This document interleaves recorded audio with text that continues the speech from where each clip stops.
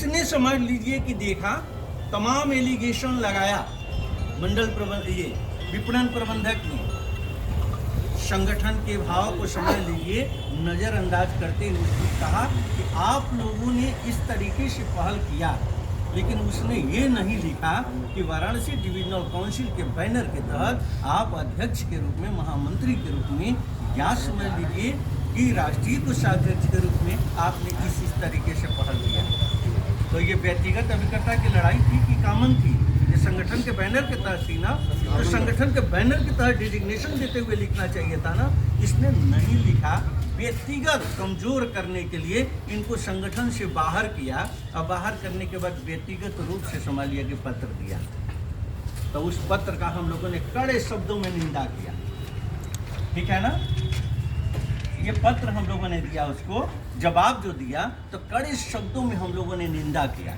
उस निंदा में क्या था कि आपने संविधान की मूल भावनाओं को ही समझ लीजिए नकार दिया।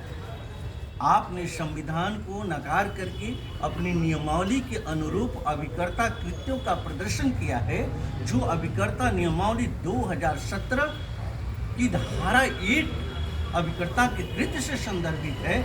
हम अभिकर्ता के कृत्य कार्य नहीं कर रहे थे, उस समय हम कृत्य कार्रवाई में लिप्त नहीं थे, हम उस समय संगठन के मूवमेंट में थे, हम संविधान द्वारा संचालित संगठन के मूवमेंट में थे। तो हमारी जो भी कार्रवाई हुई है वो संविधान के दायरे में हुई है, तुम्हारी यहाँ नियमावली एप्लीकेबल नहीं। जवाब दिया गया।